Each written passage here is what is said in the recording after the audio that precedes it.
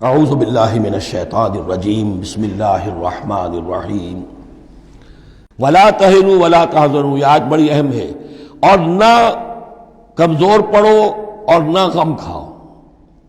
وانتم الاعلون ان کنتم مؤمنین، ہمارا پختہ وعدہ تمہارے ساتھ یہ ہے کہ تم ہی سربلند ہوگے، آخری فتح تمہاری ہوگی، تم ہی سب سے اونچے ہوگے بشرطے کہ تم مومن ہوئے۔ اور اس آیت کا میں حوالہ دیا کرتا ہوں، آج دنیا میں ہم ذلیل ہیں، اعلیٰ تو نہیں ہے، بلند تو نہیں ہے، نتیجہ کیا نکلتا ہے؟ ایمان نہیں ہے ہمارے اندر، ایک عقیدہ ہے، موروثی عقیدہ ہے، ایمان، یقین والا ایمان، burning faith, living faith, conviction, وہ کہاں ہے؟ یا پھر قرآن اللہ کا کہنا جھوٹ ہے، انتم الاعلون ان کنتم مؤمنین، ہو نہیں سکتا کہ امت کے اندر ایمان موجود ہو اور پھر وہ دنیا میں ذلیل و خوار ہو۔ ان یمسسکم قرح فقد مس القوم قرح مثلہ، اب ظاہر بات ہے کہ اتنی بڑی جو ایک چوٹ پہنچی تھی، 70 صحابہ شہید ہو گئے، اس میں حضرت حمزہ بھی ہیں، مصعب بن عمیر بھی ہیں، انصار کا کوئی گھرانہ نہیں تھا۔ واپس جب آئے ہیں حضور صلی اللہ علیہ وسلم اور مسلمان، تو ہر گھر میں کوحرام مچا ہوا، اس وقت تک میت پر بین کرنے کی بھی ممانعت نہیں ہوئی تھی، تو عورتیں جو ہیں وہ مرثیے کہہ رہی تھیں، بین کر رہی تھیں، ماتم کر رہی تھیں۔ اس حال میں خود حضور صلی اللہ علیہ وسلم کی زبان مبارک سے الفاظ نکل گئے، اما حمزہ فلا بواکی لہو، ہائے حمزہ کے لیے تو کوئی رونے والی بھی نہیں، کیونکہ حمزہ کی کون یہاں خواتین ہیں رشتہ دار، حمزہ تو مہاجر تھے۔ انصار کے گھرانے میں جو خواتین ہیں وہ تو اپنے اپنے مردوں کی، اپنے اپنے شہیدوں کی، مقتولوں کی جو ہے وہ کر رہی ہیں، بیان کر رہی ہیں۔ اس پر پھر انصار نے جا کر اپنے گھروں سے خواتین کو حضرت صفیہ کے گھر بھیجا، حضرت حمزہ کی ہمشیرہ، کہ وہاں جا کر تعزیت کرو۔ تو بہرحال دکھ تو محمد کو بھی پہنچا ہے صلی اللہ علیہ وسلم، آخر یہ حساس دل تھا آپ کا، پتھر کا کوئی ٹکڑا تو نہیں تھا سینے کے اندر، جو بھی زخم پہنچی ہے۔ یہاں اللہ تعالیٰ اہل ایمان کی دلجوئی کے لیے کہہ رہا ہے کہ اتنے غمگین نہ ہو، اتنے ملول نہ ہو، اتنے دل گرفتہ نہ ہو۔ ان یمسسکم قرح، اگر تمہیں کوئی چرکا لگا ہے اب، فقد مس القوم قرح مثلہ، تو تمہارے دشمن کو اس جیسا ہی چرکا لگ چکا ہے کہ نہیں؟ 1 سال پہلے ان کے 70 مارے گئے تھے کہ نہیں؟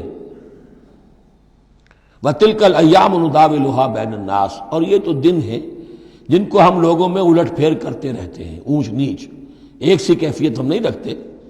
وَلِيَعْلَمَ اللَّهُ الَّذِينَ آمَنُوا، اور یہ اس لیے ہوتا ہے کہ اللہ دیکھ لے کہ کون حقیقتاً مومن ہے، اس لیے کہ امتحان نہ آئے، آزمائش نہ آئے، تکلیف نہ آئے، قربانی نہ دینی پڑے، کوئی زک نہ پہنچے، تو سبھی مومن ہیں۔ پھر تو پتہ چلتا ہے کہ کون ثابت قدم رہا، کس نے اپنا سب کچھ لگا دیا، کس نے صبر کیا۔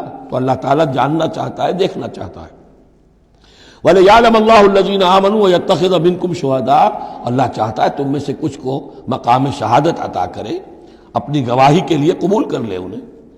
وَاللَّهُ لَا يُحِبُّ الظَّالِمِينَ، اللہ ظالموں کو پسند نہیں کرتا۔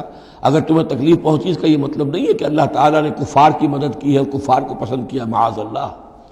وَلِيُمَحِّصَ اللَّهُ الَّذِينَ آمَنُوا وَيَمْحَقَ الْكَافِرِينَ، اور یہ اس لیے ہوا ہے کہ اللہ تعالیٰ اہل ایمان کو بالکل پاک کر دے۔ یعنی تمہارے ہاں اب خاص طور پر جو انصار مدینہ ہیں، جو ابھی ایمان لائے ہیں، ان میں کچھ کچے بھی ہیں، پکے بھی ہیں۔ اللہ چاہتا ہے کہ وہ پوری طریقے سے پک بھی جائیں، اور اگر کوئی کچا ہی رہنا ہے تو وہ کٹ بھی جائے، تاکہ جماعت کی بحثیت مجموعی جو ہے اس کی قوت کو ضعف نہ پہنچے۔ تو پاک کر لینا، تمحیص، بحث و تمحیص میں یہ لفظ ہم استعمال کرتے ہیں۔ بحث کہتے ہیں کھریدنے کو، جیسے جانور جو ہے، کوا جو ہے زمین کو کھریدے گا، پھر جو اسے نظر آئے گا کوئی دانہ ہے یا کوئی کنکر ہے تو علیحدہ کرے گا، اور دانے کو کھائے گا، کنکر کو چھوڑ دے گا۔ تو بحث ہے کھریدنا، اور تمحیص ہے جدا کر دینا۔ جو اس کے لیے ایٹیبل ہے، جس کو کھانے کا اس کے لیے ہے صحیح، اس کو لے لے گا۔ تو اللہ تعالیٰ بھی تمہارے اندر جو گڑبڑ ہو گئے ہیں، کچھ مومن صادق بھی ہیں، کچھ منافق بھی ہیں، کچھ پختہ ایمان والے بھی ہیں، کچھ کمزور ایمان والے بھی ہیں، تو یہ تمحیص کی ہے اللہ نے، دکھا دیا یہ 300 اور یہ عبداللہ ابن ابی یہ منافق ہیں، تمہیں نظر آ گیا نہیں؟ ورنہ کیسے نظر میں آتا؟ وَلِيُمَحِّصَ اللَّهُ الَّذِينَ آمَنُوا، تاکہ اللہ تعالیٰ اہل ایمان کو بالکل خالص کر دے، وَيَمْحَقَ الْكَافِرِينَ، اور کافروں کو مٹا دے۔ ام حسبتم ان تدخلوا الجنہ، اب یہ آیت تقریباً وہی ہے وہ جو اس سے پہلے ہم پڑھ چکے ہیں۔ نوٹ کر لیجئے، وہاں وہ آیت نمبر 142 تھی، 214، اور یہاں 142 ہے، ڈیجٹس وہی ہیں، آگے پیچھے ان کی ترتیب بدلی ہوئی ہے، اور جمع کریں گے تو 7 کا حصہ بنے گا۔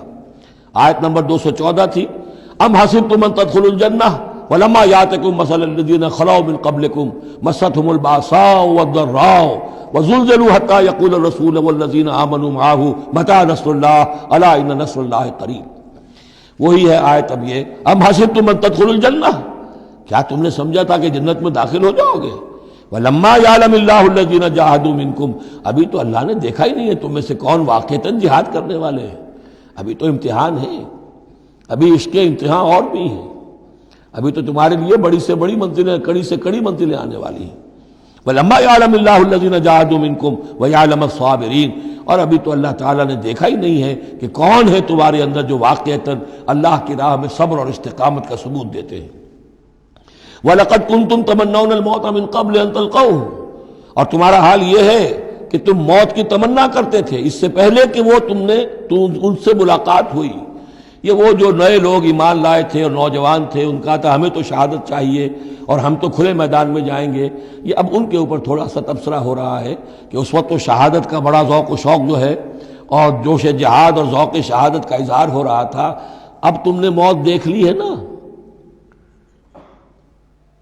تو یہ ہے موت، اتنی اچھی چیز نہیں ہے موت، اتنی آسانی سے انسان اسے قبول نہیں کرتا۔